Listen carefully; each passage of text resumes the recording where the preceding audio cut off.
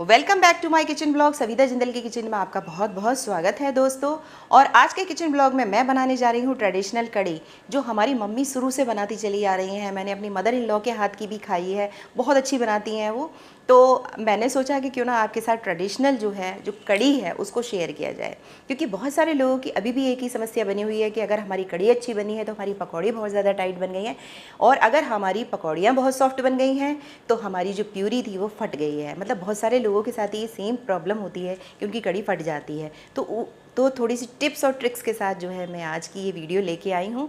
I hope so आपके लिए helpful रहेगी ये कढ़ी बनाने में, और उन लोगों के लिए भी हेल्पफुल रहेगी जो न्यू बिगनर हैं।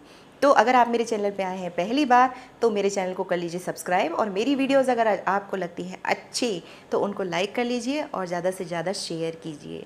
ये बिना टाइम वेस्ट करे फटाफट से चलते हैं ट्रेडिशनल कढ़ी बनाने हम किचन एरिया में।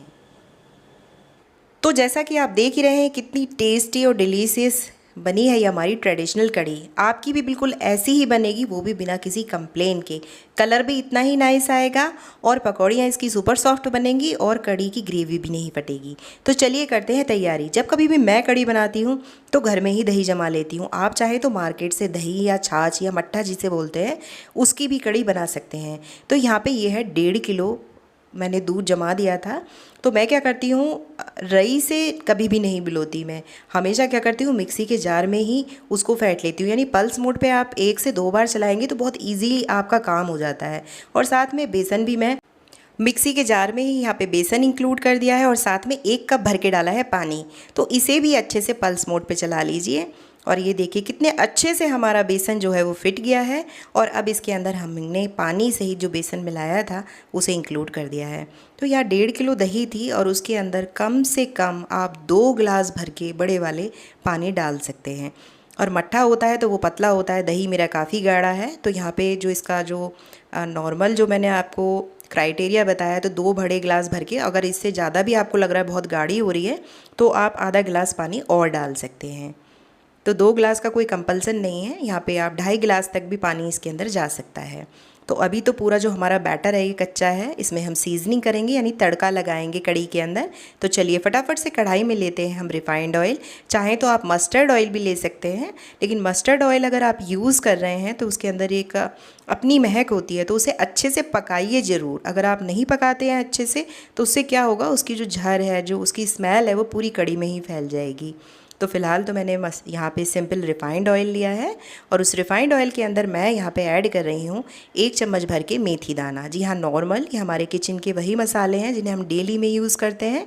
1 चम्मच भर के मैंने यहाँ पे जीरा डाला है, और यहाँ पे मैंने ये साबुत लाल मिर्च है 3 से 4, इनको तोड़ के ऐड किया है। जैसे ही आपका मसाला चटकने लगे तो यहाँ पे ऐड कर रही हूँ मैं 1 चम्मच भर के मिर्च पाउडर।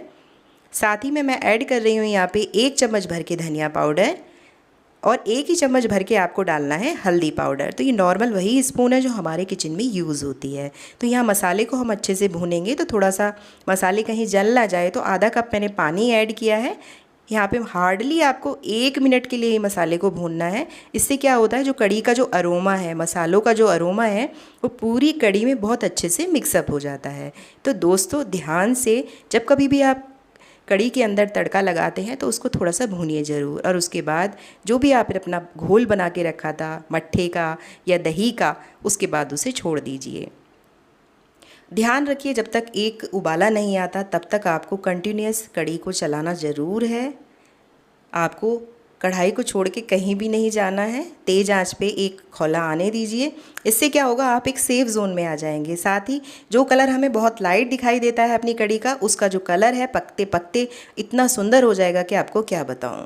तो चलिए इतने ये पकेगी, क्योंकि अभी एक खदका आ ही गया है लगभग, तो हम इतने फटाफट से पकौड़ियों की तैयारी कर लेते हैं।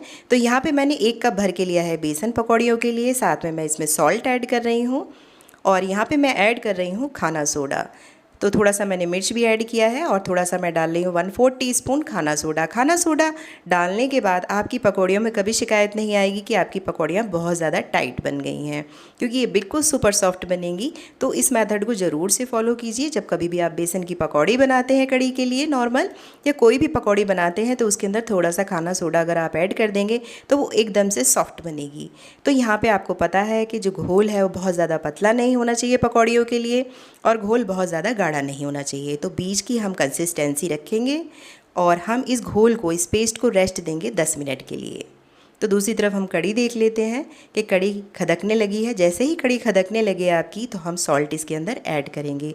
तो ये मेरी दूसरी टिप है। अगर आपकी कड़ी फट जाती है, आपको बार बार शिकायत है कि कड़ी फटती है, तो हमेशा ऐसे ही कीजिए। जब कड़ी में 1 से 2 खदके आ जाएं तभी सॉल्ट को ऐड कीजिए। कई बार क्या होता है, स्टार्टिंग में जब हम सॉल्ट को ऐड कर देते हैं तो एक साथ ही इसका रिएक्शन होता है और कभी कभी कड़ी फट जाती है। उसका एक ही कारण होता है, क्योंकि मट्ठा या दही के अंदर प्रॉपर एक तो बेसन या तो घुला नहीं है, मिक्सअप नहीं हुआ है, उसी के साथ आपने सॉल्ट भी ऐड कर दिया सीजनिंग के टाइम पर, तो कड़ी हमारी फट जाती है।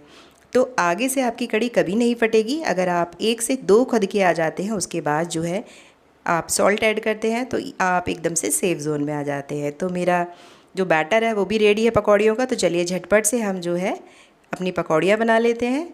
और यहाँ मैंने कढ़ाई में ले लिया है वापस से रिफाइंड ऑयल। चाहे तो आप मस्टर्ड ऑयल भी ले सकते हैं। जैसे ही अच्छे से हीटअप हो जाए, तो हीटअप होने से पहले मेरे कहने पर आप 1 से 2 बारी से हाथ से ज़रूर अच्छे से फेंटें। अगर आप हाथ का यूज़ नहीं करना चाहते तो आप चम्मच का यूज़ कर सकते हैं। यहाँ पर अभी देखिए ये बहुत अच्छे से हाथ से फिट जाता है। मेरे को तो बहुत कंफर्टेबल लगता है हाथ से करने पे। तो जो भी पकौड़ियों का साइज़ आपको छोटी बनानी है, तो बड़ी बनानी है, तो जिस भी साइज़ में बनानी है, जब हीटअप हो जाए आपका ऑयल अच्छे से, तो जो है इसको आप छोड़ दीजिए। तो यहाँ पे मैंने बिल्कुल बहुत छोटी भी पकौड़ियाँ नहीं बनाई हैं और बहुत ज़्यादा बड़ी भी पकौड़ियाँ नहीं बनाई हैं दोस्तों। उसका रीज़न ये है कि जब हम इन्हें कड़ी की ग्रेवी के अंदर डालेंगे तो ये ऑटोमेटिकली रसा पी करके थोड़ी सी बड़ी हो जाएंगी, यानी कि फूल जाएंगी। तो ये साइज़ एकदम से परफेक्ट है हमारी ट्रेडिशनल कड़ी के लिए। तो यहाँ मैं इतना कहना चाहूँगी, अगर आप सिंपल पकौड़ी नहीं बनाना चाहते तो आप यहाँ पे पालक की पकौड़ी ऐड कर सकते हैं, जैसे कि ढाबे पे मिलती है, या फिर हमें इसके अंदर आलू या प्याज की पकौड़ी बना कर के भी हम अपनी कड़ी के अंदर ऐड कर सकते हैं। लेकिन ट्रेडिशनली घरों में जो कड़ी बनती है वो बिल्कुल इसी मेथड से बनती है। तो यहाँ पे मेरी बिल्कुल गोल्डन और क्रिस्प हो गई हैं पकौड़ियाँ। तो इसे प्लेट में निकाल लेते हैं। तो यहाँ प्लेट में देख सकते हैं काफ़ी सारी पकौड़ी हो गई हैं रेडी। तो चलो दूसरी तरफ देखते हैं हम कि हमारी कड़ी जो है वो कैसी तैयार हुई है। अभी आप देख सकते हैं यहाँ पे खदकते खदकते जो लाइट कलर था, पहली बार तो कड़ी का जो कलर है वो देख सकते हैं कितना सुंदर आया। मतलब मेरे मुंह में पानी आ रहा है। एग्जैक्टली काफ़ी खदक गई है। यहाँ खदकते खदकते नियर अबाउट 30 मिनट हो चुके हैं। इसे 30 से 35 मिनट्स हो चुके हैं। बहुत अच्छे से पक गई है। कंसिस्टेंसी भी अच्छी गाढ़ी हो गई है। तो यहाँ पे मैंने पकौड़ियों को छोड़ दिया है कड़ी के अंदर, जैसा कि आप देख रहे हैं। और मेरे कहने पर आप पकौड़ियों को छोड़ने के बाद, बहुत सारे लोग ऐसा करते हैं कि उसको ढककर तुरंत ही रख देते हैं। नहीं, बल्कि 1 से 2 मिनट और अच्छे से पकाना चाहिए इस कड़ी को, ताकि जो पकौड़ियाँ हैं वो रसे को अच्छे से पी लें। तो मैंने क्या किया है, यहाँ पर 1 से 2 मिनट और बहुत अच्छे से कड़ी को पकाया है पकौड़ी डालने के बाद। तो आप देख सकते हैं कितना सुंदर कलर आ गया है हमारी पकौड़ियों का। तो अभी जो हमारी कड़ी है वो बिल्कुल रेडी है। और यहाँ पे 2 इंग्रेडिएंट और मैं डालूँगी। जी हाँ, लास्ट में डलेगा इसके अंदर गरम मसाला। तो आधा चम्मच भर के मैंने गरम मसाला यूज़ किया है कड़ी के अंदर। और साथ ही 1 चम्मच भर के मैं डाल रही हूँ काला नमक। इसका जो टेस्ट है, जो फ्लेवर है कड़ी के अंदर, वो बहुत अच्छा आता है। तो मेरे कहने पर ज़रूर से ही डालिएगा इस काले नमक को। यहाँ पे मैंने फ्लेम को ऑफ़ कर दिया है दोस्तों, और मेरी कड़ी हो गई है बिल्कुल रेडी। लेकिन इसे सर्व कीजिए आफ्टर 10 मिनट। 10 मिनट इसलिए बोल रही हूँ, इसलिए ताकि पकौड़ियाँ जो इसका रसा है ग्रेवी का वो अच्छे से पी लें। तो यहाँ पे देख रहे हैं आप पकौड़ी, मैं आपको काट के दिखा देती हूँ। एकदम से सॉफ्ट बनी है। बिल्कुल इसी तरीके से आपकी पकौड़ियाँ तैयार होंगी। तो जैसा मैंने शुरू से आखिर तक आपको बताया है इस रेसिपी को, बिल्कुल वैसे ही रेडी कीजिएगा, ताकि आप ये ना बोल सके कि मैंने आपको कुछ बताया नहीं। और हाँ, सर्व करने से पहले देसी घी का तड़का काश्मीरी लाल मिर्च डाल के ज़रूर से लगाइए। एक तो कलर बहुत अच्छा आता है, बड़ा अच्छा प्रेजेंटेशन होता है आपकी रेसिपी का, और दूसरी बात क्या है, खाने का स्वाद दुगना हो जाता है। तो अब आप इसे चावल से खाएं, चाहे रोटी से खाएं, जैसा मन करे उसके साथ खाएं। आई होप सो आज की वीडियो आपके लिए बहुत हेल्पफुल रही होगी। अगर आपके लिए हेल्पफुल रही है तो फटाफट से एक लाइक तो बनता है मेरे लिए, तो फटाफट से लाइक कर लीजिए। और अगर आपको वीडियो इतनी अच्छी लगी है कि आपको अपने फ्रेंड्स और रिलेटिव में शेयर करना चाहिए, तो ज़रूर से करिए। मिलते हैं जल्दी फिर एक रेसिपी के साथ। Till then take care, bye bye.